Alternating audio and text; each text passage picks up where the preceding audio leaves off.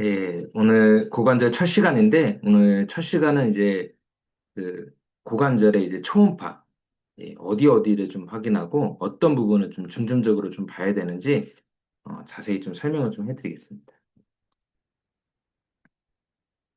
교재는 올라와서 한번 보시면 좀 될 것 같은데요. 네, 같이 교재 보면서 좀 볼게요. 네, 이제 고관절 힙 조인트죠? 네, 이 고관절은 이제 볼의 속개 관절입니다. 그래서 경관절과 마찬가지로 이제 볼의 속개 관절이에요. 그래서 경관절도 그렇죠. 이제 상완골과 견갑골 이렇게 이제 볼의 속개 관절이고요. 그다음에 고관절도 대퇴골과 그렇죠. 이제 그 장골, 치골, 예, 이렇게 좌골 해가지고 이렇게 구개로 해가지고 이렇게 또 쌓여 있죠. 이렇게 해서 이렇게 볼의 속개 관절이죠. 그리고 이제 볼의 속개 관절이다 보니까 예, 이 관절순이라는 게 이렇게 발달이 되어 있습니다. 그냥 이제 뼈고, 뼈고, 이렇게 되면 어때요? 잘 빠지겠죠? 그렇죠. 어깨도 마찬가지고, 경관절도 마찬가지고, 고관절도 마찬가지고, 고래석계 관절은 이렇게 좀 잘 빠질 수밖에 없죠. 그래서 그 관절순이라고 해가지고, 네, 관절을 싸고 있는 이렇게, 이렇게 관절 섬유연골이 이렇게 발달해서 딱 잡아주는 역할을 합니다. 그래서 빠지지 않게끔. 그래서 고관절에도 역시 마찬가지로 관절순이라는 섬유연골이 있습니다. 그래서 이것도 이렇게 좀 보면서 또 설명을 좀 해드릴게요. 어떤 부분을 좀 봐야 되는지.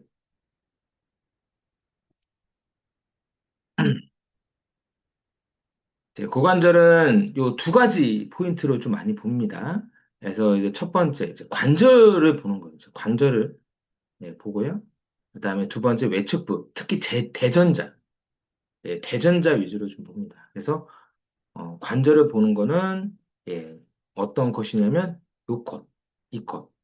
그래서 이게 이제 사타구니죠. 네, 이렇게 사타구니면 이렇게 예, 그래서 대퇴골축을 45도 회전해서 이렇게 대퇴골 경부를 세로 방향으로 해가지고 이렇게 보는 것 하고요. 네, 그 다음에 외측부 보는 것은 네, 이렇게 대전자, 대전자를 중심으로 이게 보는 컷이 있습니다. 네, 그래서 두 가지를 중점적으로 봅니다. 초음파에서. 그래서 어, 고관절에서는 두 가지를 꼭 기억하셔야 돼요. 아, 관절을 중점적으로 봐야 되겠다. 그리고 또 빈용질환인 대전자 쪽에 또 질환들이 많이 있거든요. 이 대전자 쪽을 좀 보겠다. 네, 이렇게 좀 보시면 좀 될 것 같아요. 네.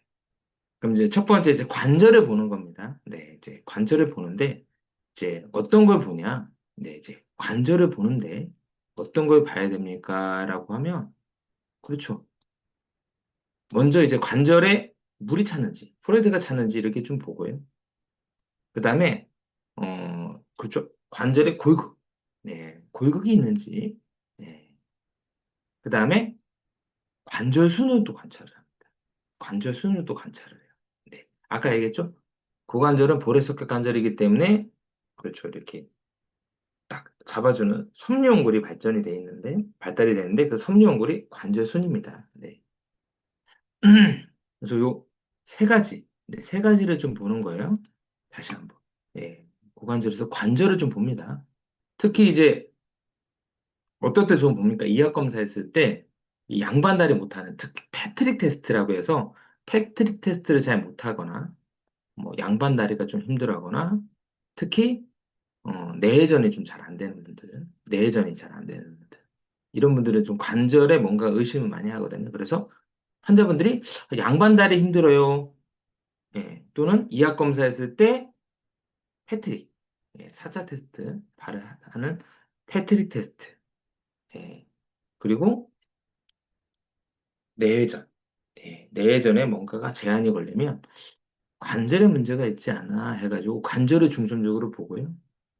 관절을 좀 볼 때는 관절에 프로이드가 찼는지, 그다음에 골격이 있는지, 관절순의 병변이 있는지 이런 걸 좀 봅니다. 네. 이제 먼저 이제 관절에 프로이드를 찾는지를 좀 보는데요. 요렇게. 네, 이렇게 봅니다. 그래서, 어, 어렵진 않아요. 이게 이제 사타구니라고 하면, 우리가 알죠? 사타구니? 사타구니 선이라고 하면, 그냥 사타구니 선에서 이렇게, 그냥 이제 십자 모양으로 이렇게 영상을 구현한다 이렇게 하셔도 되고요. 아니면 대퇴골, 대퇴골, 네, 대퇴골에 45도 각도로 이렇게 영상을 구현한다 이렇게 하면 쉽게 이렇게 구현할 수 있습니다. 그래서 이렇게 이렇게 구현하면 예, 고관절 영상 이렇게 쭉 나오게 됩니다. 예, 영상이 쭉 나오는데 그래서 항상 이제 뭘 봐야 되냐? 항상 물이 차는지를 좀 봐야 됩니다. 예, 항상 모든 관절마다 예, 프로이드가 찼는지를 먼저 좀 봐줘야 돼요. 경관절도 프로이드가 찼는지, 경관절도 프로이드가 찼는지를 좀 보고요. 주관절도 프로이드가 찼는지 보고, 고관절도 프로이드가 찼는지 보고, 그렇죠. 그 다음에 슬관절도 프로이드가 찼는지를 좀 봅니다. 어, 그리고 고관절은 그렇죠. 전방에서 이렇게 확인이 돼요. 네. 그래서 후방에서는 아무래도 이게 둔근이라는 큰 근육이 있어서 관찰하기가 힘들고요. 그렇죠. 관절하기 힘들죠. 그래서 어디를 중점적으로 보냐? 예, 이 전방으로 해가지고 이렇게 좀 보게 됩니다. 그래서 프루드가 찼는지를 좀 보는데 만약에 이제 고관절에 이렇게 프루드가 딱 찼으면 세 가지를 생각을 해야 돼요. 네, 세 가지. 네, 손상, 손상류로 고관절에 프루드가 찼는지, 그다음에 많이 활동하고 나서 고관절에 프루드가 찼는지 이유 없이 별로 뭐 다친 적도 없고 많이 활동도 안 했는데 갑자기 이유 없이 프레드가 찼는지. 그다음에 소아들이 또 프레드가 찼는 경우도 있거든요. 소아들이 프레드가 찼는 경우가 있습니다. 네. 이제 첫 번째 이제 손상 이후로 이제 고관절 프레드가 찬 경우는 이거는 이제 단순 물이 찬 게 아니고 피 플러스 물이 찰 가능성이 좀 많아요. 그래서 골절이 있거나 아니면 관절전 손상에 의해서 프레드가 차는 경우가 좀 있습니다. 네. 관절순 손상은 흔한 병이 아니에요. 네, 흔한 병은 아닌데, 남자들은 거의 없고요. 예, 중년 여성인분들이 종종 보입니다. 그래서 관절순 손상이 중년 여성분들이 종종 많아요. 아무래도 이게 부부관계 하면서 이게 관절순 손상이 있을 수가 있거든요. 그래서, 남자분들은 거의, 제가 한 번도 남자분들 중에서 관절순 손상을 보진 못했습니다. 뭐, 그렇죠. 예. 저도 이렇게 꽤 많이 봤는데, 환자분들 많이 봤는데, 남자분들 중에서 관절 손상 있는 분은 한 번도 못 봤고, 여자분들은 종종 봐요. 네, 관절순 손상이 종종 봅니다. 네. 예, 아무래도 이렇게 좀, 뭐 중년 여성분들 같은 경우는 아무래도 이제 관절순 그 연골도 이렇게 수분이 빠져서 딱딱한 상태고, 예, 이제 부부관계 하면서 아무래도 손상이 좀 있을 수 있죠.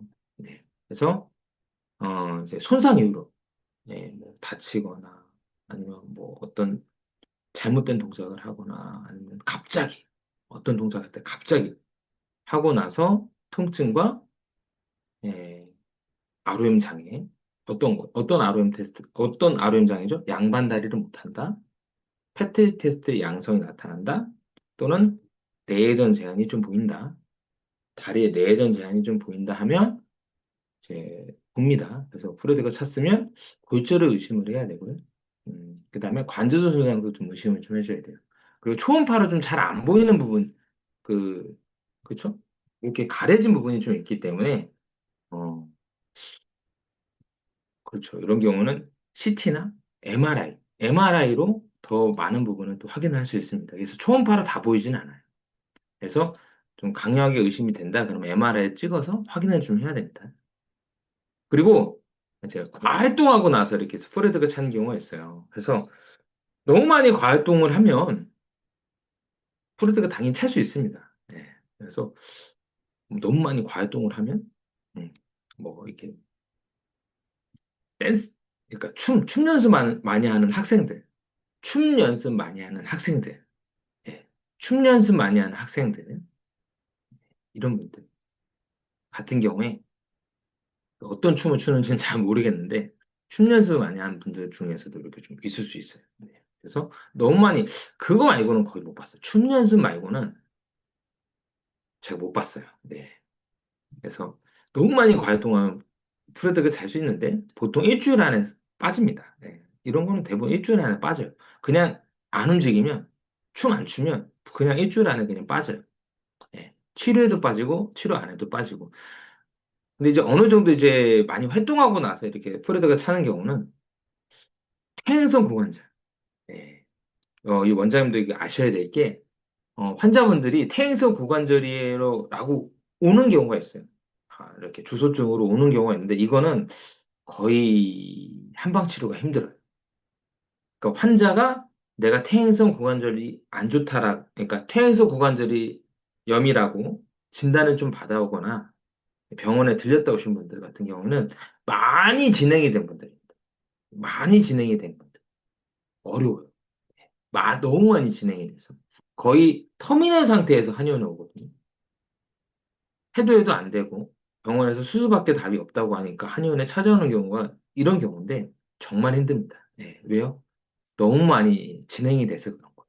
네, 거의 뭐 관절 이런 것도 연고도 다 망가지고 다 안 좋은 상태라서. 근데 어떤 경우가 잘 낫냐? 고관절이 좀 불편해서 오셨는데 진단은 받아보지 않고 진단은 받은 적 없습니다. 병원을 가서 진단을 받아본 적은 없는데 고관절이 안 좋아서 검사했었더니 그렇죠? 패트릭 테스트 양성, 네, 뭐 뇌전 제한 이런 게 좀 보여서 이 사람 고관절이 안 좋구나, 고관절 관절염이구나라고 제 생각이 됐대. 이런 경우는 침 치료, 약 치료하면 많이 좋아져요. 많이 좋아져요. 근데 병원에서 이제 진단 받고 오신 분들 이런 경우에는 그쵸. 수술하기 싫어서 오는 경우거든요. 대부분 다 터미널입니다. 거의 막바지 환자라서 정말 어려워요. 그래서 퇴행성 고관절 같은 분들은 이제 골격과 이제 변형 이런 걸 중점적으로 보는데 좀 어렵습니다. 네. 그리고 류마티스 후유증에 의해서 이제 뭐 류마티스 후유증이라든지 강성 척추 후유증으로 인해서 이제 조금만 회동해도 이렇게 물이 차는 사람들이 있어요. 네. 관절이 망가지다 보니까. 그 다음에 성인용, 이제 대퇴골드 무혈성 괴사는 두 가지가 있습니다. 성인용 대퇴골드 무혈성 괴사랑 연수성 어린 아이들의 대퇴골드 무혈성 괴사가 있는데 잠깐 틀려요. 약간 틀립니다. 예. 이제 성인용 대퇴골드 괴사 같은 경우는 뭐 어떤 병이냐? 정말 간단하게 얘기하면 대퇴골두가 갑자기 이제 혈액 공급이 안 되면서 그 부분이 딱딱해져요. 그래서 뭐 괴사라고 해서 점점 점점 썩어가는 게 아니고요. 점점 점점 썩어가는 게 아니고 혈액 공급이 안 되면서 그 뼈 부분이 이제 딱딱해지면서 그렇죠? 떨어져 나가고 함몰이 되는 질환입니다. 그래서 대퇴골드 무혈성 괴사가 좀 초기에 진행이 돼도 몰라요. 증상도 없고 아무것도 모릅니다. 네. 그래서 대퇴골드 괴사가 좀 진행이 되면 처음에 이제 혈액 공급이 안 되고 그러면 이제 통증도 거의 못 느끼고 불편한 게 없어요. 근데 이제 골편이 떨어져 나가고 함몰이 돼. 그럴 단계에서는 이제 증상이 막 나타나죠. 예. 쩔뚝쩔뚝 거린다든지. 그 다음에 이제 보행 자체가 이제 트렌델렌버그 게이트라고 해가지고 그 펭귄 걸음처럼 이렇게 뒤뚱뒤뚱 하는 걸음이 있어요. 예. 그래서 그 트렌델렌버그 게이트. 그래서 이렇게 이게 뒤뚱뒤뚱 이렇게 아마 환자분들 중에서 고관절 안 좋으신 분들이 약간 이렇게 걷는 분들 보셨을 거예요. 이렇게 뒤뚱뒤뚱. 발을 갖다 뒤뚱뒤뚱 이렇게. 이게 이제 틀렌델렌버그 게이트라고 하거든요. 이렇게 좀 많이 진행이 되면 그렇게 좀 걷습니다. 네. 그냥 그렇게 좀 많이 걸어요. 네. 그래서 이제 보통 이제 한의원에서 막 패트릭 양성이 나타나거나 양반다리 힘들거나 패트릭 양성이 나타나거나 그다음에 트렌델렌버그 게이트 이렇게 나타나면 이것도 거의 터미널입니다. 쉽진 않아요. 그러니까 어, 이게 뭐 낫는 질환은 아니거든요. 네, 계속 관리를 해가지고 최대한 스스로 늦추는 게 포인트이기 때문에 음. 이것도 아셔야 됩니다. 이제 뭐 퇴행성 고관절이거나 뭐 류마티스 후유증이나 강신척춤 후유증이거나 대퇴골두 무혈성 괴사로 인해서 이제 관절 아예 망가진 사람들이 있어요. 이런 사람들 같은 경우에 이제 인공관절을 집어넣는데 이건 꼭 아셔야 될 게 모든 임플란트는 10년 후에는 갈아줘야 돼요. 이게 원칙입니다. 10년 후에는 갈아줘야 돼요. 예, 왜요? 우리 이빨도 임플란트 할 때 10년 후에 간다라는 게 뭐냐면 모든 사람은 10년 후에 뼈가 다 바뀝니다. 그래서 관절에 이제 뭐 관절 임플란트 관절에 문제가 생기는 게 아니고요. 예, 예를 들면 이제 10년 전에 관절을 박았을 거 아니에요. 네, 관절을 좀 박으면 10년 전에 이렇게 좀 박으면 10년 후가 되면 요 인공관절은 문제가 되지 않겠지만 인공관절을 딱 박혀 있는 그 뼈는 바뀝니다. 예전 10년 전의 뼈가 아니에요. 그래서 무조건 문제가 생겨요. 무조건 문제가 생깁니다. 안 생길 수가 없어요. 왜냐하면 처음에 박았던 뼈가 아니기 때문에. 그래서 둘 중에 하나죠. 예. 재수술을 하든지, 예. 아니면 그냥 불편한 대로 사는지. 재수술하기가 어려운 게 우리가 이빨 임플란트 같은 경우에는 그렇죠. 임플란트를 빼고 나서 좀 기다렸다가 뼈 이식을 하고 예, 다시 이렇게 좀 넣을 수 있는데 고관절은 그렇죠. 인공관절을 빼고 나서 그렇죠. 어떻게 기다려요? 어떻게 기다리냐고. 병원에 몇 달 동안 누워만 있어야 되는데. 그래서 고관절이나 슬관절 같은 경우에 예, 새로운 인공관절 수술하기가 너무 어렵습니다. 네, 거의 불가능에 가까워. 그래서 환자분들한테 좀 이런 비슷한 얘기를 좀 해주면서 얘기를 해주는 거죠. 그래서 최대한 늦춰야 된다. 네. 그래서 저는 이제 최대한 늦추자거든요. 어차피 수술을 해야 되면 수술을 해야 되는데 너무 빨리 수술을 하면 그렇죠. 너무 빨리 수술을 하면 나중에 어떻게 될지 모르니까 최대한 늦게 수술하는 게 저는 이제 가장 낫다고 생각을 합니다. 네. 그다음에 이제 관절수 손상 후유증, 특히 여자분들, 중년 여성의 여자분들은 관절 손상 후유증으로 이렇게 조금만 활동해도 이렇게 물이 차는 사람들이 있고요. 그다음에 관절순이 찢어지면서 안에 유리체가 이렇게 껴가지고 예, 어떤 끼임 현상이 나타나거나 통증이 있는 경우에도 물이 좀 잘 찹니다. 네. 그다음에 이유 없이 물이 차는 경우, 예, 이유 없이 물이 차는 경우가 있는데, 이제 류마티스. 예. 그다음에 이 강성 척추염이 이제 어디서 시작이 되냐면 천장관절에서부터 시작이 되거든요. 그래서 강성 척추염이 천장관절에서 시작이 됩니다. 그래서 천장관절이 시작이 돼서 그렇죠. 위 아래로 내려가요. 그래서 이제 원장님들이 딱 보실 때 그러니까 강성 척추염 환자인데 어, 목까지 왔다. 이런 사람들. 목이 와서 고개를 이렇게 눈을 쳐다볼 때 이렇게 쳐다본다든지, 예, 고개를 못 드니까 이렇게 쳐다본다든지, 고개를 돌릴 때도 몸을 돌려서 이렇게 고개를 돌리는 사람들은 너무 많이 진행이 됩니다. 천장관절에서 경추까지 올라간 거예요.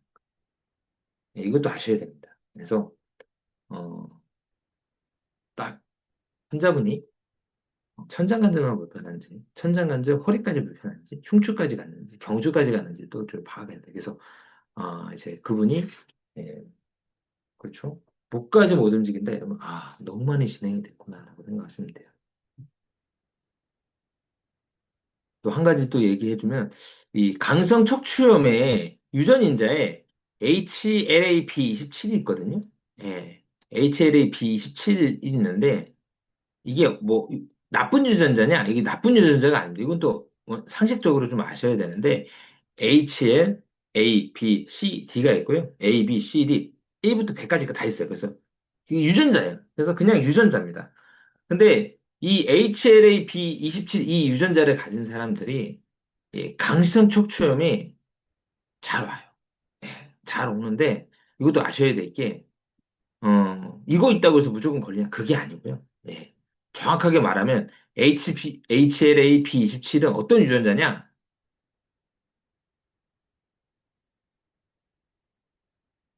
강성 척추염의 유전자가 아니고, 예, 북방계 사람이란, 북방계 사람이에요. 그래서 알래스카 사람들은 거의 다 가지고 있어요. 흑인들은 아무도 안 갖고 있어요. 흑인들은 LHB27을 안 갖고 있습니다. 네.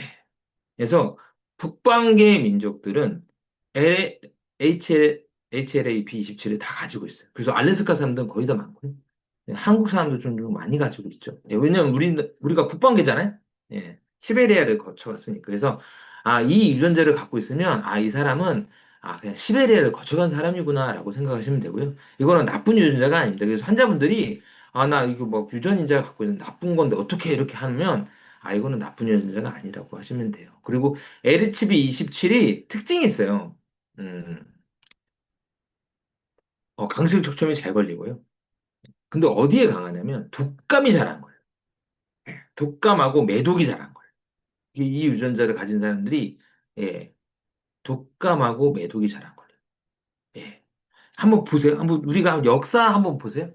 그 하와이 사람들이 매독으로 많이 죽었어요.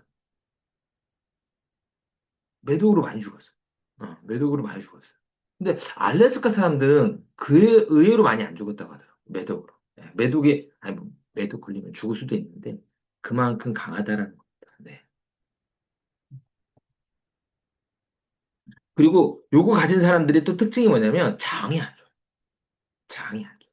그래서 대장염, 크론시병 이런 것도 잘 걸려요. 보시면 장하고 천장관절이 가깝잖아요. 예. 그쪽 질환들이 많아요.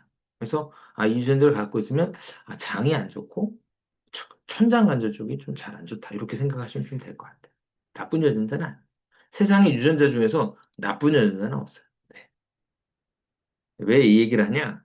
환자분들이 물어보면 이렇게 좀 대답을 해주시면 좀 안심을 하죠. 네. 그 다음에 이제 유차성 관절낭염 환자가 있어요. 이제 원장님도 이제 좀 보실 수 있는데 어떤 환자분들이 딱 오는데 음, 양반다리를 못 한다고 왔어요. 양반다리를 못 한다고 왔는데 병원에서 MRI, CT, 엑스레이 다 찍었는데 이상 없대. 유차성 관절낭염. 예, 유차성 관절낭염. 그래서 이런 분들은 관절순에 약침 넣고 자기장 치료하면 막 정말 많이 좋아져요. 네. 그래서 이 유차성 관절낭염이 자기장이 되게 효과가 좋거든요. 어깨도 그렇고 어깨 같은 경우도 그렇고 특히 고관절이 정말 효과가 좋아요. 그래서 그 관절순 쪽에다가 약침 넣고 그 다음에 자기장을 많이 때려주면 그 많이 좋아집니다. 이렇게 아르연도 많이 좋아집니다. 이렇게 좀 많이 좋아집니다. 그다음에 통풍이나 가성 통풍에서 물이 찰 수도 있고요. 그다음에 어린아이들이 있습니다. 어린아이들 같은 경우에 고관절이 안 좋으면 특징이 있는 게 예, 고관절이 안 좋으면 환자분들이 뭐 양반달이 안 된다, 배탈이 이것도 있겠지만 중요한 게 이제 서해부가 불편해요. 네. 그러니까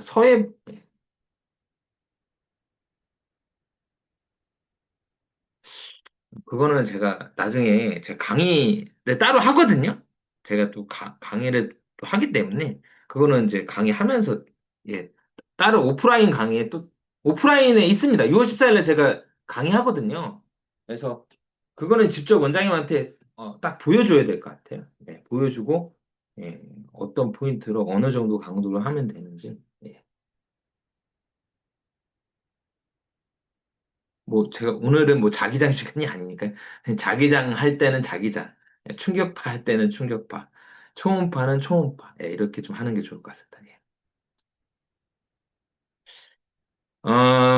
소아들 같은 경우에 이제 고관절이 이제 문제가 있는 분들은 서해부가 불편하다고 하고요. 그 다음에 무릎 전면부가 좀 불편하다. 그래서 서해부가 불편하고, 그다음에 무릎 전면부가 불편하고, 양반다리 잘 안 된다. 그러면 고관절에 문제가 있나 해가지고 패트릭 테스트, 우리가 일명 사자 테스트, 그다음에 내전 검사 이렇게 해서 보고, 그다음에 관절을 또 보게 돼. 아이들 같은 일괄성 고관절 활액막염이 뭐냐면, 이제 어린아이들. 유치원생, 초등학교 저학년, 유치원생, 초등학교 저학년 같은 경우에 일과성 고관절 활액막염이 있는데 어떤 병이냐면 감기 뒤끝에 주로 봐요. 그래서 바이러스라고 추정을 합니다. 모르죠. 바이러스 같은 경우에 추정만 하는 거지 뭐 실제로 이렇게 검사를 하지는 않으니까. 네.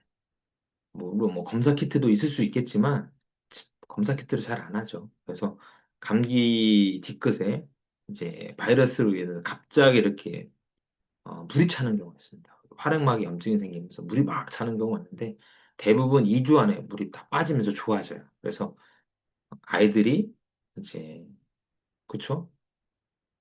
걷지도 못하고 계속 업어달라고 예, 계속 보채고 근데 정형외과 갔더니 이상 없는데 소아과 갔더니 이상 없는데요. 딱 왔는데 일가슴 먹어줘 하래. 네. 그래서 보통 2주 안에 그냥 다 빠집니다. 이건 자연히 좋아져요. 그래서 침 치료하고 약 먹으면 정말 많이 좋아지겠죠. 이런 병이 있다라는 거. 그 다음에 레그 카이오 페르체스라는 게 있는데, 레그 카이오 페르체스의 대부분은 한번 제가 질문 한번 해볼게요. 레그 카이오 페르체스 같은 경우에 대부분 사람들은 수술할까요? 아니면 수술 안 할까요? 저 한번 물어보겠습니다. 레그 카이오 페르체스가 이제 연소성 어린아이들의 대퇴골두 무혈성 괴사입니다. 네, 레그칼페체스가 어떨까요? 수술을 할까요? 다? 레그칼페체스 모든 사람 수술할까요?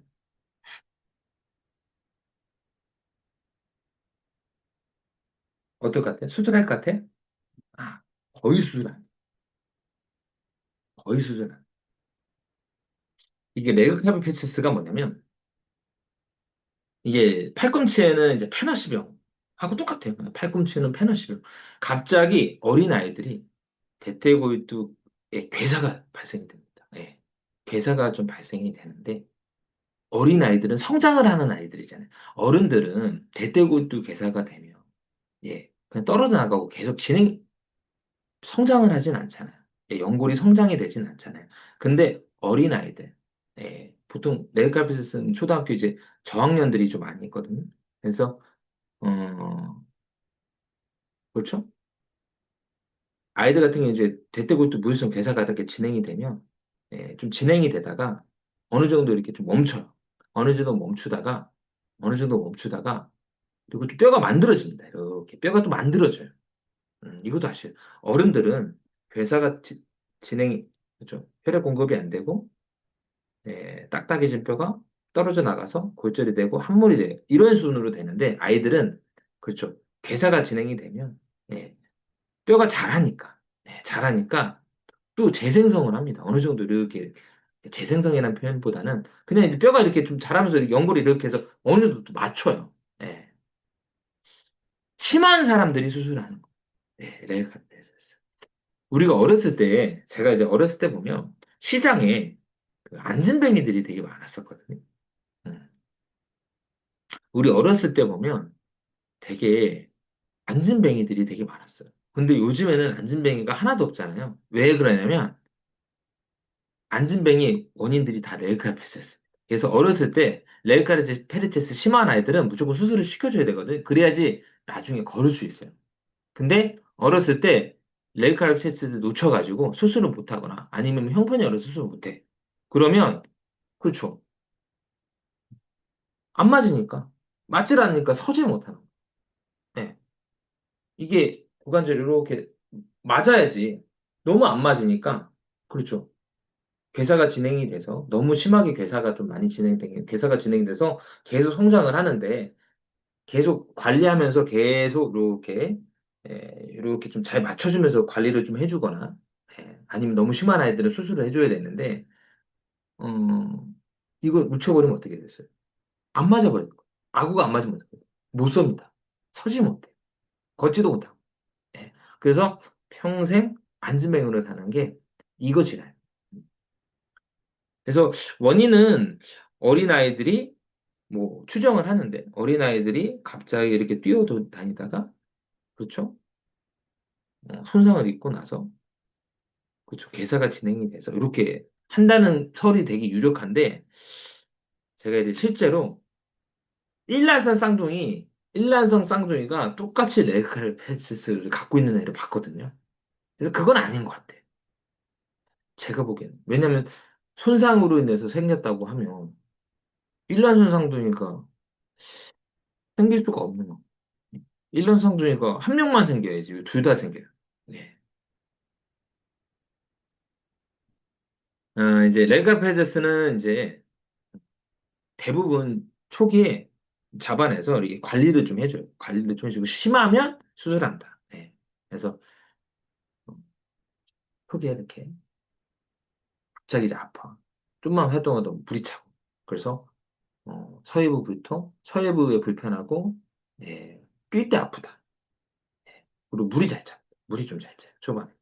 그래서 2주 정도 좀 지켜봤는데, 만약에 물이 빠지면 일가서 고거제 활액막염이고, 물이 빠지지 않고 계속 진행이 되면 뭐겠어요? 레이커펠티스죠. 네.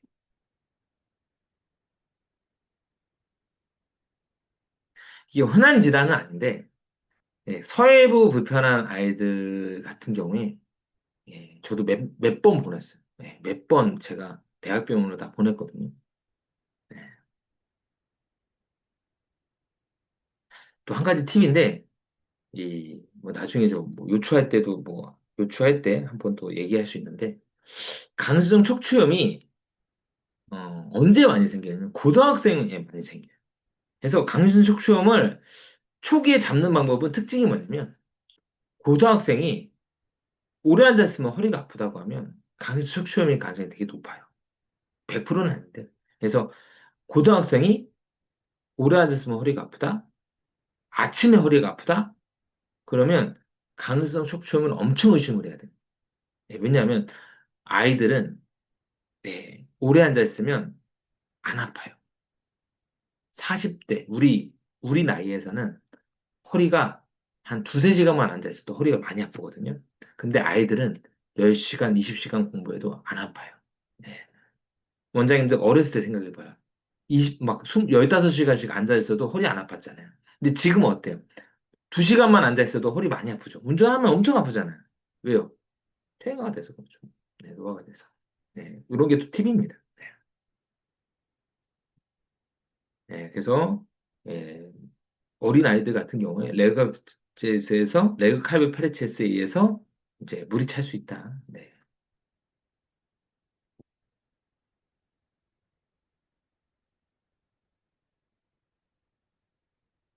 그 다음에 이제 골극. 네. 골극도 있는지 좀 봐야 됩니다. 그래서 지금 퇴행아 소견이니까 골극. 그래서 그 라인에 이제 골극. 그 다음에 관절순. 아까도 얘기했듯이 네, 주로 이제 중년 여성분들이 많아요. 그래서 관절순 같은 경우에 무에코 관절순의 무에코는 이제 파열을 뜻하고요. 그다음에 가끔씩 환자분들 중에서 서해부가 불편하다고 하는데 서해부 주변에 이렇게 큰 시스트를 가진 분들이 있어요. 여자분들입니다. 예. 저는 여자분밖에 못 봤어요. 남자분은 못 봤어요. 예. 남자분은 못 봤어요. 그래서 고관절 주변에 이제 장요근이라든지 아니면 장요근 근처라든지 요근 근처라든지 서해부 근처에 이게 시스트 제가 봤을 때 가장 큰 시스트는 주먹만 했어요. 예. 주먹만한 시스트를 가지고 있는 사람들이었어요. 예, 이거는 뭐냐면 이제 관절순이 찢어지면서 관절에 유리가 된 거죠. 그래서 이제 관절순에 무익하고 보이는 파열이고요. 네, 그다음에 관절 주변에 시스트는 관절순 손상을 시사합니다. 왜냐하면 유리가 된 거니까. 네. 그래서 다시 한번 이제 첫 번째 관절을 보는데 이제 사타구니 십자 모양으로 이제 관절을 좀 봅니다. 그래서 물이 찼는지 보는 거죠. 물이 찼으면 손상, 활동, 이유 없이 또는 아이들 이런 거 네 가지 이런 거 머릿속에서 생각을 하고요. 그다음에 골격이 있는지 관절순에 병변이 있는지 이렇게 좀 봅니다. 네. 아까도 얘기했듯이 사타구니 선에 십자 모양으로 한다든지 아니면 대퇴골 라인을 45도 정도 각도를 이렇게 좀 보게 되면 대퇴골이 보이고요. 그다음에 구개, 구개가 보입니다. 그리고 요 아까도 얘기했듯이 이제 고관절은 볼에 속해 관절이잖아요. 그래서 관절순으로 이렇게 쌓여 있어요. 그래서 영상에서 보면 어떤 영상이 나오냐? 이렇게 이제 초음파를 보게 되면 여기가 이제 근위부입니다. 여기가 근위부인데 이렇게 대퇴골이 이렇게 보이겠죠? 이게 대퇴골 뼈겠죠? 네, 이렇게 있는 뼈가 이렇게 좀 보이겠죠? 대퇴골이 좀 보이고요. 음, 이 부분이 대퇴골 두고 그 다음에 이제 구개, 예, 구개가 이렇게 있습니다. 네, 구개. 요 관절, 요 구개, 예, 구개. 뼈가 이렇게 보이고요. 그 다음에 관절순이 있어요. 관절순. 삼각형 모양으로 관절순. 네, 관절순. 이렇게 딱 싸고 있겠죠. 관절순을 볼 수가 있습니다. 네, 네, 이렇게 해서, 네, 그래서 뭘 확인하냐?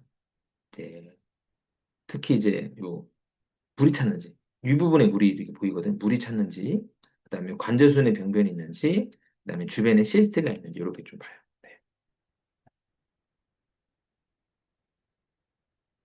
그래서 봤을 때, 그렇죠. 대퇴골두, 그다음에 구개 관절순, 그다음에 전방 관절낭을 좀 봅니다.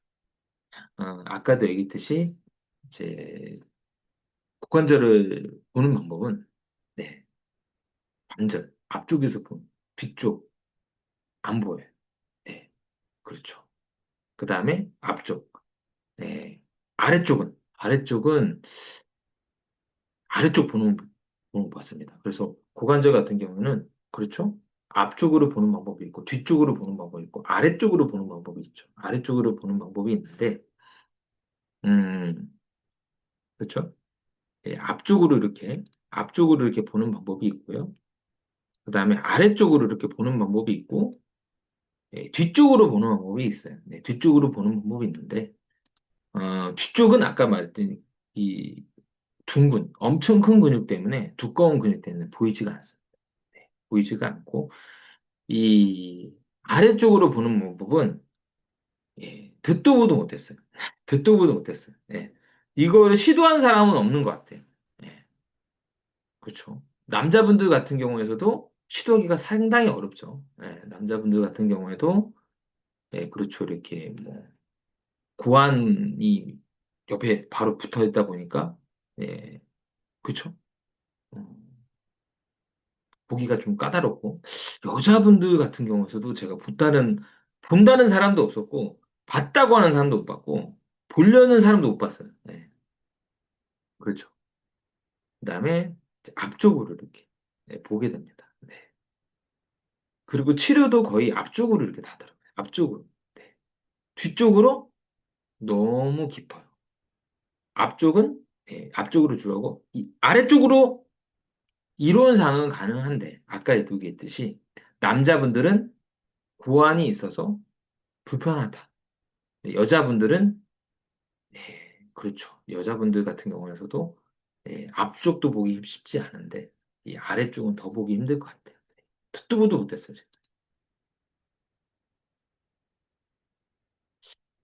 제가. 이제 실제 케이스입니다. 중학교 1학년 남학생이었는데 발열무와 모호한 종합감기약 먹은 상태에서 이제 주소가 뭐냐? 예, 중학교 1학년 남학생이고 이제 감기가 걸린 다음에 감기가 걸렸죠. 감기 걸린 이유인데 이제 주소가 이제 고관절 사타구니의 통증. 예. 그러니까 고관절 사타구니에 오른쪽 고관절 사타구니에 통증이 있는 거죠. 네, 통증이 있고 걷기 힘들고 오른쪽 발로 외발 서기도 힘들다. 네. 그리고 슬렌들렌퍼그 테스트 아리까리하고 그다음에 페트리테스도 아리까리. 예. 그렇죠? 아리까리한데 맞는데 고관절 활용망염 아닌가요? 라고 했는데 일단은 첫 번째 이 나이가 안 맞아요. 훨씬 어린 아이들이. 예. 그리고 고관절 활액막염이 생기면 물이 차거든요. 물이 찹니다. 물이 차요. 물이 찹니다. 그래서 고관절 활액막염 있으면 첫 번째 양반다리 힘들고 페트리타스 등 전형적인 양성 나타나고 사타구니가 엄청 불편해하고 그다음에 물이 차요. 근데 여기서 물이 보이지 않죠. 네, 보통 여기에 물이 안 보이잖아요. 네, 물이 보이지 않죠. 그래서 제가 보기에는 여기 이게 빨간 거 보면 이제 아마 그 서해부의 임파선염 때문에 아마 여기가 아픈 것 같아요. 그래서 임파선염에 의해서 여기 임파선이 이렇게 많이 있거든요. 임파선염에 의해서 일명 가래토시라고 하죠. 임파선염에 의해서 생긴 통증 같아요.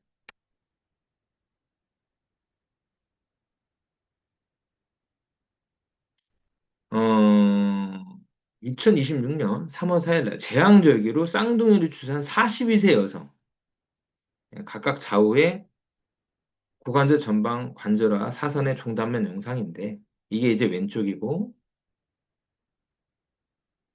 여기가 오른쪽입니다. 네, 오른쪽인데 출산 한두 달부터 왼쪽 사타구니가 아팠대요. 현재도 서해부 전방의 통증, 서해부 전방의 통증이 있다. 그럼 고관절이 안 좋다라는 거 의심을 할 수 있거든요. 페트릭다스 양성, 거의 고관절에 문제 있죠. 그래서 서해부 전방에 통증이 있고 페트릭 양성이면 거의 고관절에 문제가 있을 가능성이 너무 많습니다. 예. 그래서 봤더니 뭐 있습니까? 오른쪽 같은 경우에는 특별한 소견이 보이지 않죠. 근데 왼쪽 같은 경우는 어때요? 이렇게 무의 코가 보이시죠? 아, 물이 찼다. 이렇게 좀 볼 수 있죠. 네, 물이 찬 거죠. 네. 그래서 관절이 좀 안 좋다 보니까 네, 아무래도 이렇게 좀, 좀 쌍둥이 임신하면서 네, 체중이 좀 많이 나가고 고관절이 좀 무리가 됐겠죠. 그래서 체중이 많이 나가고 고관절에 좀 무리가 된 상태에서 계속 왼쪽으로 이렇게 좀 과부하가 좀 걸리다 보니까 이 고관절 주변 연조직에서 염증이 생기면서 물이 찬 거죠. 네. 그래서 약침은 어디다 넣으면 됩니까? 네. 네. 요 이제 요 관절순 요쪽에다가 이렇게 두시면 돼요. 네. 여기 이제 구개고 관절순 이 부분에 약침을 놓으시면 됩니다. 네. 표면에다가 약침 놓으시면 돼요.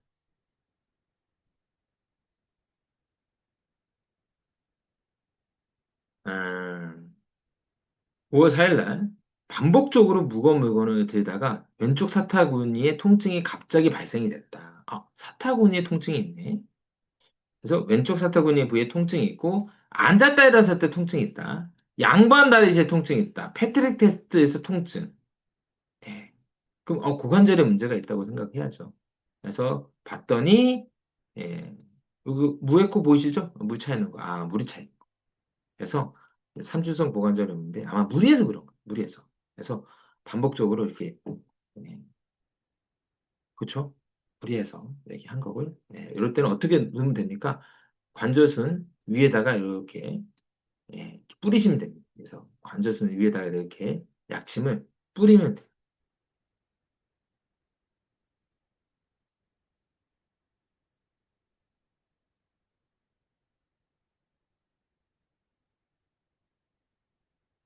그래서 지금 보시면 삼성 전문의 고관절에 이게 물이 차 있고 약침을 이렇게 뿌린다. 뿌린다.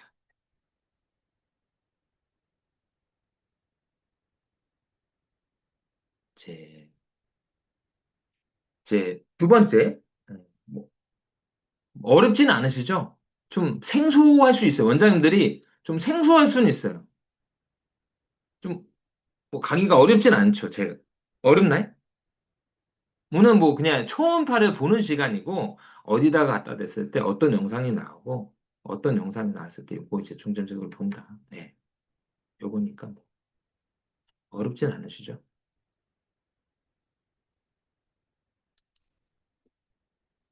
아, 제가 정말 쉽게 가르치는 편이에요. 되게 정말 그 원장님들이 이제 다른 책들을 좀 보시면 얼마나 어려운지를 저는 되게 쉽게 가르치는 편이에요. 왜냐하면 이제 원장님들이 그냥 바로 그 고관절이 환자가 딱 왔을 때 우리가 이제 딱 왔을 때 초음파만 보는 것도 아니고 이제 그쵸? 의심을 하고 이학 검사를 하고 근데 초음파를 보니까 그 순서대로 요 진료의 흐름대로 제가 얘기를 해주는 겁니다. 네. 그래서 아마 제가 생각했던 거, 제가 쭉 얘기했던 거를 상기하시면 임상에 이렇게 어렵지 않게 바로바로 좀 접근하실 거예요. 네.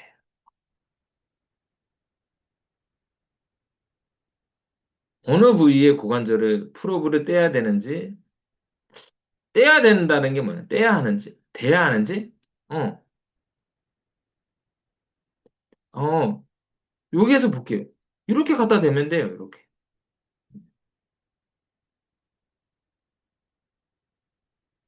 좀, 좀 이해되셨나요? 이렇게. 이렇게 갖다 대면 돼요. 이렇게. 아까 말했더니 사타구니의 십자 모양. 이렇게.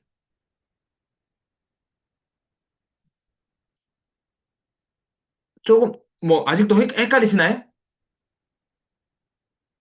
잘 보여요. 그냥 갖다만 대면 보입니다. 네.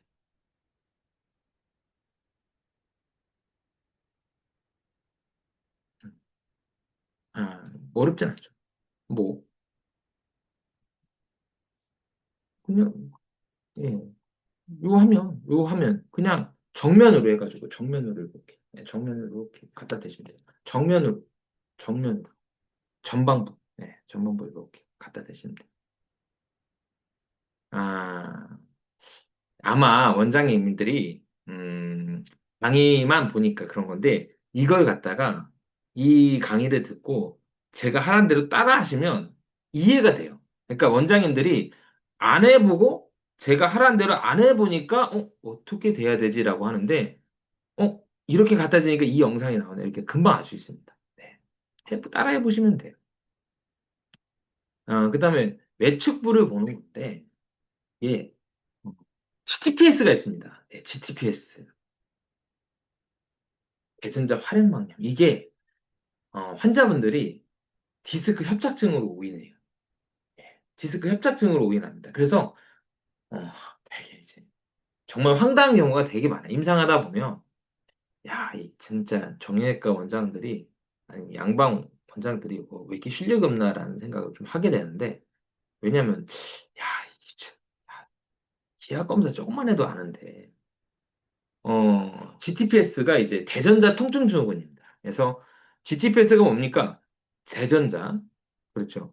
대전자 통증 증후군인데 이 GTPS가 특징이 있어요. 이제 원장님들이 이제 이게 안 보신 분들은 모를 수 있는데 제가 그냥 얘기를 해드릴게요. 특징이 뭐냐면 예, 걸을 때 아파요. 뭔가 활동할 때 아파. 활동하려면 아프고 좀 활동하다 보면 좀 나아져. 그러다가 좀 오래 활동하면 좀 다시 아파요. 그리고 방산통이 담경 라인으로 방산통입니다. 예, 다시 한번 GTPS. 예, 중둔근 소둔근건에 염증이 있거나 석회가 있거나 파열이 있거나 아니면 점액낭염이 있는 경우에 이제 이걸 통틀어서 이제 GTPS 대전자 쪽에서 문제 생긴 건데 이 쉽게 말해서 우리가 회전근개는 어디에 붙죠? 대교절에 붙죠. 대교절, 소교절 이렇게 붙죠. 그 이제 어깨에는 회전근개가 있으면 고관절에는 중둔근, 소둔근이 있습니다. 중둔근, 소둔근이 어디 붙냐? 대전자에 붙거든요. 대전자에 붙는데 요게 이제 문제가 생긴 병. 그래서 특징 처음 시작할 때 아파요. 일어설 때 특히 걸으려고 할 때, 뛰려고 할 때 아프고 좀 걷고 뛰면 좀 나아지다가 그리고 좀 오래 걸으면 좀 쉬었다 가야 돼. 그래서 뭐하고 헷갈리냐면 약간 이 방산통이 담경 라인으로 하기 때문에 디스크 아니야라고 추간판 탈출증 아니야라고 의심을 하고 그다음에 가능성 파행 좀 걷다가 쉬어야 되고 걷다 쉬다 이렇게 하니까 이거 협착증 아니야라고 의심할 수 있는데 아닙니다. 네. 디스크는 어때요? SL 테스트 예 그렇죠. 이런 검사 이학 검사에서 양성이 나타나고 그다음에 협착증은 없습니까? 신전시 좀 불편하고 뭐 그렇잖아요. 예. 그리고 초음파 보면 금방 알아요. 초음파 보면 그냥 감별이 됩니다. 네. 초음파 보면 금방 감별이 돼요. 그래서 어, 환자분들 보면 엄한 데 돈 쓰다가 오신 분들이 종종 봅니다. 그래서 야 이것도 감별을 못하는 사람들이 있나라고 의심을 좀 하게 되는데 이거를 모르면 이 질환 자체를 모르면 이거 모를 수 있어요. 예, 이 질환 자체를. 예. 그리고 원장님 중에서도 이 질환을 잘 모르시는 분들은 그냥 스쳐서 아마 지나갈 겁니다. 네. 근데 알면 스쳐서 지나가지 않아요. 용한 사람이라고 합니다. 용한 사람이라고. 외측부를 봅니다. 외측부를 보는데 특히 대전자 중점적으로 봅니다. 네, 대전자 중점적으로 보는데 대전자 소등근건 중둔근이 붙죠. 네. 그래서 뭘 보냐? 네, 염증이 있는지 파열이 있는지 석회가 있는지 그다음 부착부에 골격, 태양화가 있는지를 좀 보고요. 그다음에 장경인대가 위에도 대전자 위에 장경인대가 주나요? 장경인대. 네, 그래서 염증이 있는지 또 보고요. 그다음에 점액낭염이 있는지 그래서 그 이제 장경인대 주변이라든지 소등근 중등근 주변에 저면낭면 물이 차 있는지를 좀 봅니다. 네. 그래서 보통 이제 DTPS에 의해서 생길 수도 있고요. 그다음에 장경인대랑 대전자의 마찰에 의해서 생길 수도 있고 또는 뭐 자가면역 질환에 의해서도 또 생길 수가 있거든요. 네. 그래서 요거 힘줄을 보고 장형인대를 보고 그다음에 저면낭이 있는지 없는지를 좀 봅니다. 네.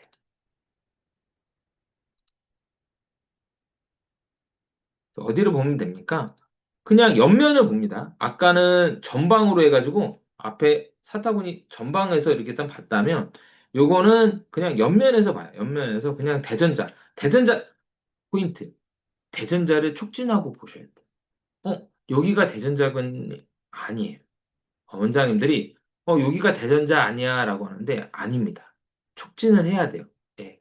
특히 살이 있는 분들은 대전자가 촉진이 잘 안 되거든요. 그래서 맨 먼저 대전자 옆면으로 딱 했을 때 툭 튀어나온 뼈를 관찰을 하시고요. 예, 툭 튀어나온 이 뼈를 촉진을 한 다음에 이렇게 영상을 그래서 앞뒤를 전반적으로 쓸어 보셔야 돼요. 그래서 중둔근, 소둔근이 붙잖아요. 이렇게. 네, 이렇게 부착이 되면 요 힘줄 주변, 그 다음에 장경인대가 이렇게 또 지나가니까, 장경인대, 그 다음에, 이렇게 좀 봅니다. 그래서 다시 한번 좀 대충 그림을.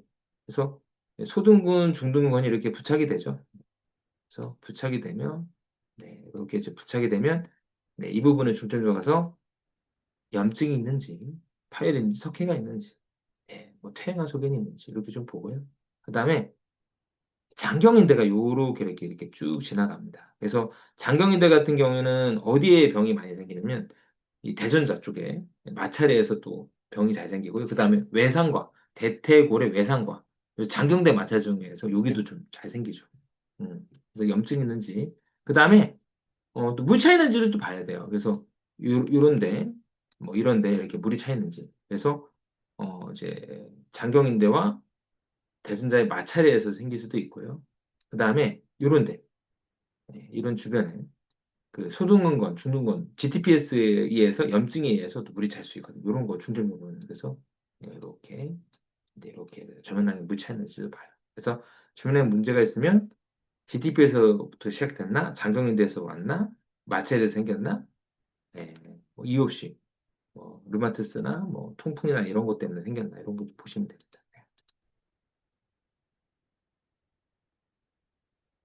그래서 초음파로 영상을 딱 보면 이렇게 건이 대순자에 딱 부착이 되고요. 장경인대 위에 이렇게 쭉 지나갑니다. 그리고 그 사이에 저면낭이 있어요. 저면낭은 안 보이면 정상, 보이면 비정상. 그래서 이렇게 보면 수등근, 중둔근 보이고 장경인대가 쭉 보입니다. 보이자고요. 네. 왼쪽 고관절의 통증. 왼쪽 고관절에 통증이 있었는데 3일 전부터 재발돼 디딜 때 주로 불편하고 디딜 때 불편하잖아요. 종종 통증에서 정형외과에서 체해 충격 받았으나 자극감 없고 별물 호전 했을 때 또 왼쪽 페트릭테스 양성 나왔는데 전형적으로 이 소등 이렇게 하얀 거 보이시죠? 예, 석회 다발성 석회 다발성 석회 그래서 이런 경우는 석회 주변 힘줄 표면에다가 약침 넣고 충격파 이렇게 이제 치료하거든요. 그래서 이분은 GTPS, 중등근, 소등근 거는 이제 다발성 석회. 제일 흔해요. GTPS 중에서 석회가 제일 흔합니다. 제일 흔해요.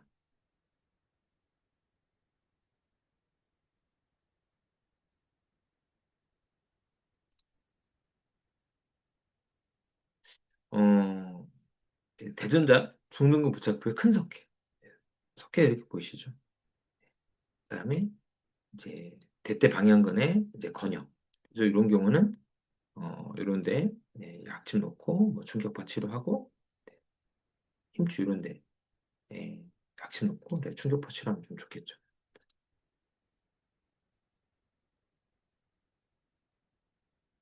그래서 여기 석회가 있는데 예, 석회 위에 쫙 뿌립니다. 그래서 힘줄 위에 쫙 뿌려요. 네. 그래서 이 석회가 이렇게 있고요. 어, 힘줄 위에다가 쫙 들어가고 있죠. 유도학침 쫙 들어가고 있죠. 잘 들어가고 있어요. 그래서 오른쪽 고관절 통증, 네, 오른쪽 대전자 상현, 서해부의 통증. 그래서 일주일 전부터 심하고, 그래서 그러니까 서해부도 아프고, 패트리테스 양성. 그래서 고관절에는 특별히 문제가 없었고, 예, 대전자 쪽으로 보니까 고관절, 서해부에 통증이 있고, 패트리 양성 나왔는데, 고관절 봤을 때 문제가 없었고, 그때 바로 뭡니까? 외측부를 보는 거죠. 외측부를 본 다음에, 딱 봤더니, 뭐가 보여요? 석회가 이렇겠네. 예, 석회. 고있고 석회 보이시죠? 예. 그래서 석회 위에다가 쫙 들어가줘요. 쫙 들어가줘요. 그래서 침 넣으면서 체중력. 심, 예. 고관절 통증. 예. 그래서 뭐 3년 정도 됐는데 소두근 주변에 통증이 있고 이제 보행 시에 통증과 연발음 뚝뚝 소리가 난다. 어, 힙 스태핑 힙이라고 해가지고 대전자에 또 마찰이 생길 수 있거든요. 그래서 스태핑 힙의 이제 외측형, 예, 스태핑 힙의 외측형 같은 경우 대전자에서 마찰이 생기니까 이런 석회가 있는 분들은 또 스태핑 힙이 나타납니다. 예. 뭐라고 하지? 한국말로 스태핑 힙을 한국말로 탄발음이라고 하나요? 뭐라고 하죠? 스태핑 힙, 탄발음? 뭐라고 하나? 하여튼 뚝뚝 소리가 고관절에 이렇게 뚝뚝 소리가 나는 분들이 계시는 한국말로 연발음? 예, 연발음. 아, 연발음 같아. 연발음 맞아요. 연발음. 예. 음. 그래서 제가 고관절 통증이 있고 보행시 통증과 연발음이 나타났고 아, 여기 연발음 써 있네. 예. 맞네요. 예. 여기 써 있네. 그다음 패트릭 양성. 고관절 봤더니 문제 없었고 대전자 바깥쪽 봤더니 예, 석회. 그다음에 관절에 우퉁부퉁 퇴행함. 퇴행함. 관절이 아니고 대전자에 거기 대전자 잘못 얘기했습니다. 예, 여기 대전자 용면에 퇴행함. 쫙 들어가죠. 이렇게 두시면 돼. 어, 뭐도 있어. 애 드신 분들 중에서 네, 대전자 활액막염, 대전자 이제 점액막염이 있는데 이게 단경 라인으로 봐. 단경 라인, 문경 라인, 정확하게 단경 라인으로. 여기가 좀 불편하다.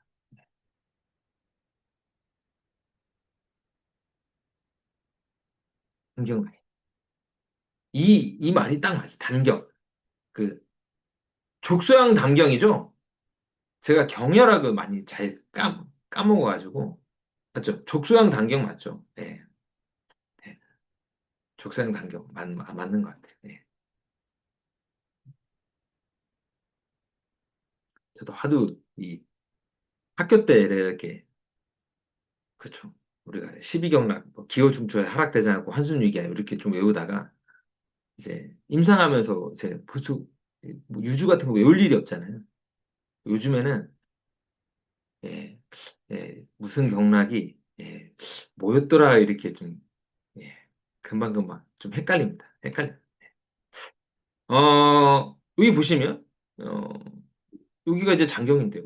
이렇게 장경인데가 쭉 지나가고 단경인데 바로 아래에 여기 이제 무에코 혈액망. 그래서 여기 이제 보시면 78세 여자 환자고요. 네, 오른쪽 구간절부터 대퇴 측면, 담경 라인으로 통증. 보행시, 디딜 때 통증, 쫄뚝거림. 네. 그래서 패트릭 테스트 양성. 네, 좀 아파가지고 계속 봤더니 점점 좀 심해지고. 전형적인 이제 뭐 그래서 약침입니다. 여기 바늘 보이시죠? 약침 쫙 뿌렸더니 쫙 들어가죠. 자, 네. 그래서 원래는 3주간 계속 좀 지켜보면서 점점점 아팠는데 바로 걷는 게 편해졌다. 또 다른 환자들도 막 질문입니다. 네. 오늘 환자분 엉덩이, 대둔근 쪽에 엄청 큰 멍울이 잡혀가지고 스캔해봤더니, 음, 무에코가 이렇게 좀 보이고, 큰 게 뭔가 보이는데, 뭐지? 예, 시스템. 네, 엄청 큰 시스템. 네, 시스템. 그래서 지방종인가? 지방종은, 무에코가 아닙니다. 네, 거의 근육과 동등 에코예요. 지방종은 근육과 동등 에코거든요. 네. 그래서 이거는 전형적인 무릎이고요. 뭐 이거 거 불편하다 그러면 이거는 원장님들이 제가 예전에 이제 무릎이 이제 오공약침으로 좋아진다고 했는데 이 정도 크기에서는 오공약침이 한 1리터는 들어가야 되지 않을까요? 1리터 정도는 들어가야 될 것 같은데. 예. 우리가 이제 쪽 찔끔찔끔해서는 절대 안 되고 요 정도 크기에서는 아마 오공약침이 한 1리터 정도는 아마 들어가줘야 될 것 같아요. 들어가줘야 될 것 같은데 오공약침 1리터가 얼마 정도 하죠?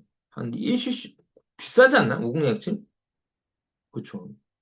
수술하는 게 더 가성비가 좀 있을 것 같아요. 그래서 이런 경우는 수술해야 돼. 불편하면 수술해야 돼. 네. 또 환자입니다. 넘어져서 혈종이 생겼는데 흡인하면 되나요? 음, 어려워요. 네. 흡인이 쉽지 않습니다. 그래서 지금 보면 어, 혈종이 이렇게 보이는데 완전 무에코가 아니잖아요. 예, 완전 무에코가 아니고 좀 딱딱해진 거예요. 좀 지났어. 그래서 원래 흡인을 하려면 완전히 무성분으로 해야지만 어느 정도 이렇게 뽑히거든요. 지금 정도에서는 좀 어느 정도 이게 딱딱해진 상태라서 젤리처럼 된 거라서 안 뽑힙니다. 예. 그래서 안 뽑혀요. 그래서 안 뽑혀요. 그래서 원장님들이 강호동 같은 힘이 아니면 쉽지 않아요. 그래서 18게이지로 뽑혀요. 원장님들은 안 뽑혀요. 저도 많이 해봐가지고 도저히 저도 안 뽑히는데 모르겠어요. 원장님들 중에서 뭐 강호동 같은 힘을 가진 분들은 뽑히려나 모르겠는데 저는 안 뽑혔어요. 그래서 18개제 갖고도 안 뽑히더라고요. 그래서 혈종으로 인해서 이렇게 48시간 이내는 거의 무성분이라서 뽑히는데 지금은 보니까 어느 정도 고용화가 좀 된 것 같아요. 젤리처럼. 고용화는 아니더라도 젤리처럼 돼 있는 상태라서 안 뽑힙니다. 예, 제 경험상은 절대 안 뽑혀요. 그리고 점점 딱딱해지기 때문에 V라는 약침을 넣으면 딱딱한 게 안 딱딱해져요. 이 통증하고 딱딱한 게 방지가 돼요. 그래서 V약침이 그 남상선 약침에 V약침이 있거든요. 이게 예, 혈종을 닦아가지고 통증을 좀 방지해 줍니다. 그래서 막 물렁물렁하면 N약침. 음. 좀 딱딱해지려고 한다? 딱딱해지면서 통증이 있다? V약침.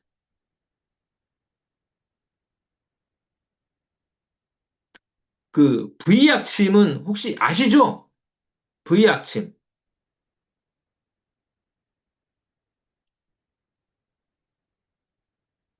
처음 들어보시나요? V약침? 음, 그 남상천 약침에 V약침이 있습니다. 예, 효과 있는 약침. 효과 있습니다. 확실한 건 혈종에는 정말 효과가 좋아요. 대부분 약침이 뭐 거기서 거기다 이렇게 생각할 수 있는데 이런 거는 정말 효과가 좋아요. 그래서 양방에서 이렇게 딱딱해진 거 좀 잘 안 푸는 경우도 V 약침 쓰면 많이 좋아집니다.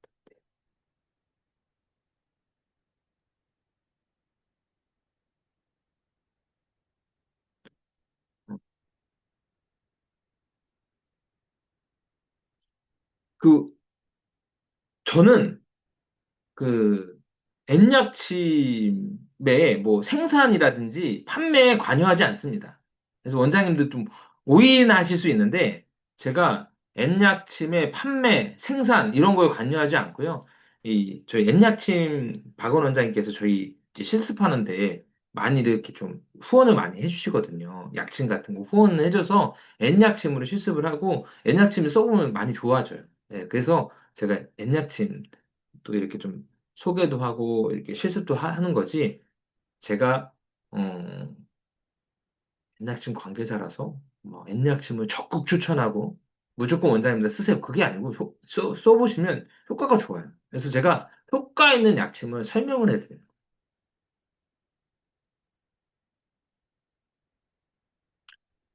제가 그 저명락염 이런 거에 정말 효과가 좋아요. 엔약침이 저명락염 있잖아요. 저명락염에는 엄청 효과가 좋았어요. 그냥 맞고 나면 바로 6시간 이내에 바로 좋아져요. 6시간도 안 걸려요. 예, 저명락염이 그러니까 제가 확실한 거는 엔약침이 저명락염에는 완전 좋아. 그리고 중요한 게 있어요.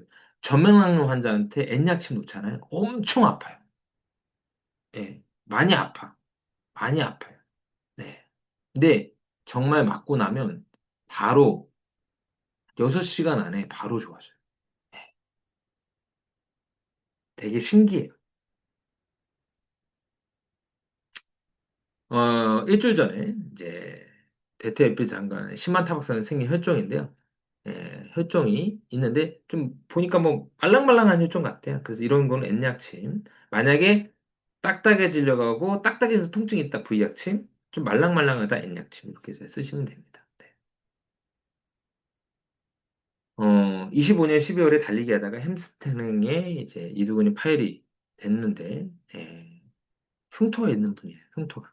흉터가 있는 분입니다. 흉터가 있는데 약침 놓으면 되나요? 라고 했을 때 일단은 이 딱딱한 흉터에는 이 섬유 성분이기 때문에 들어가질 않아요. 이것도 아셔야 돼요. 그래서 파열 후유증으로 인해서 이렇게 딱딱해지는 경우가 있습니다. 이렇게 이게 딱딱해진 경우가 이렇게 딱딱 딱딱해져요. 만져보면 딱딱한 덩어리가 이렇게 만져지고 딱딱해지는 흉터가 돼 있는 그 섬유 덩어리입니다. 그래서 어, 들어가질 않아요. 들어가질 않습니다. 들어가질 않아요. 네. 그래서 이런 경우는 힘줄 표면에다 이렇게 좀 뿌리시면 됩니다. 네. 어,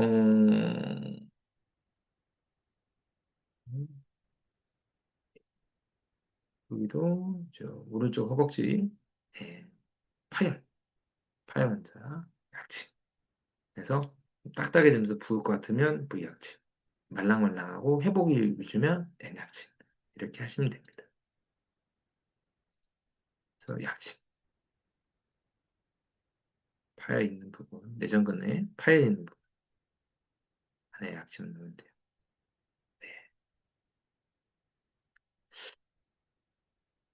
지금 자구결절, 엉덩이 자구결절에 이제 햄스트링 부착부에 통증이 있는 분인데 여기 힘줄 부착부에 햄스트링 부착부에 석회하고 골격, 석회, 골격. 그래서 이런 경우는 약침 이렇게 하시면 됩니다. 제가 또 오늘 제가 이제 원장님한테 이렇게 좀 설명을 좀 해드리는데 음, 제가 약침에 대해서 좀 설명을 좀 해드릴게요. 약침에 한번 설명을 좀 해드리면요. 네. 아, 제 원장님들이 나는 초음파 안 보면서 내 약침을 놓을 거다 하는 분들이 좀 계시는데 이제 제가 이 얘기를 들으면 왜 초음파를 보면서 약침을 놔야 되는지에 대한 설명을 이해가 할 거예요. 이 힘줄은요. 네. 그 힘줄 그 인대라든지 이것도 뭐 작용인대도 힘줄 부분이니까 인대라든지 힘줄은 교호섬유로 돼 있어서 교호섬유, 섬유 조직입니다. 섬유 조직 계통이라서 약침을 놓으면 습수하지 않고 거의 좀 고여 있거나 좀 머물러요. 많이 머뭅니다. 흡수가 잘 안 돼요. 그래서 힘줄이나 원장님들 직접 놔보면 알겠지만 어, 힘줄이나 인대는 예, 약침액이 예,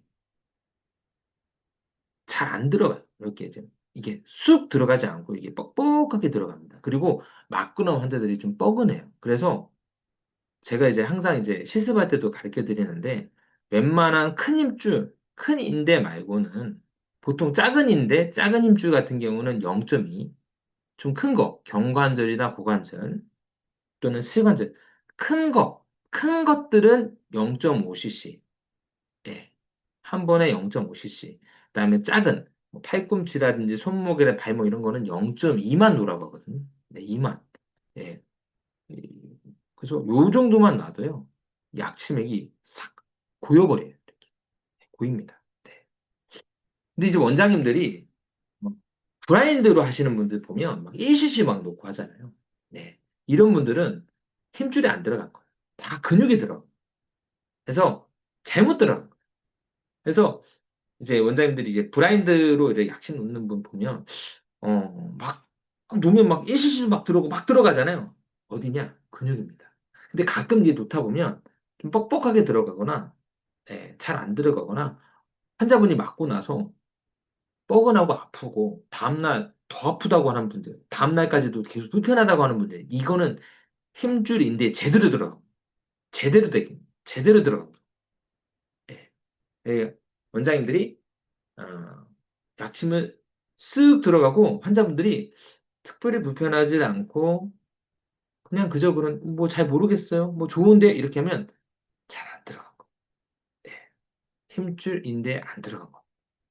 관절 이쪽에 안 들어간 거예요. 예. 근데 환자분들이 왜 이렇게 오늘 뻐근해요? 왜 이렇게 좀 오늘 아프죠? 오늘따라 약침이 되게 아프네요?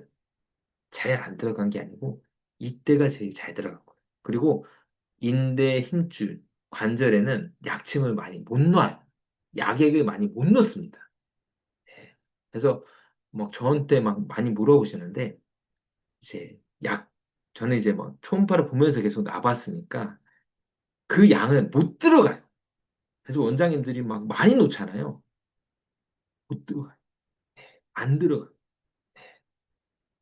들어갈 수는 있는데 너무 힘들어요. 환자분들.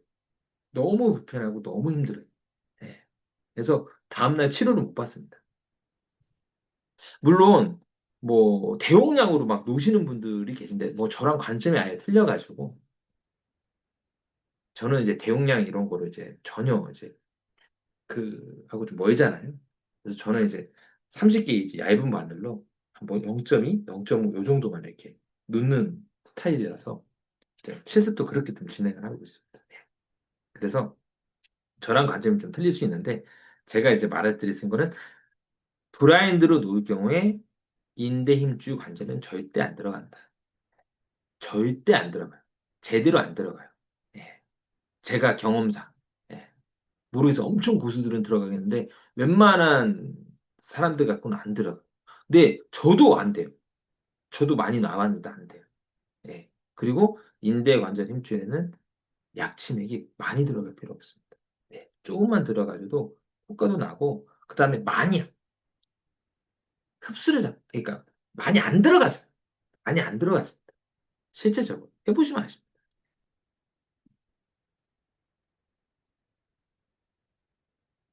혹시 질문 있으신가요?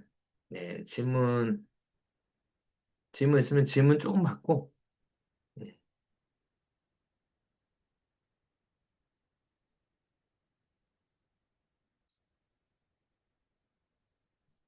그래서 오늘 이제 고관절 초음파 했고요. 다음 시간에는 이제 전반적인 이제 개론, 네.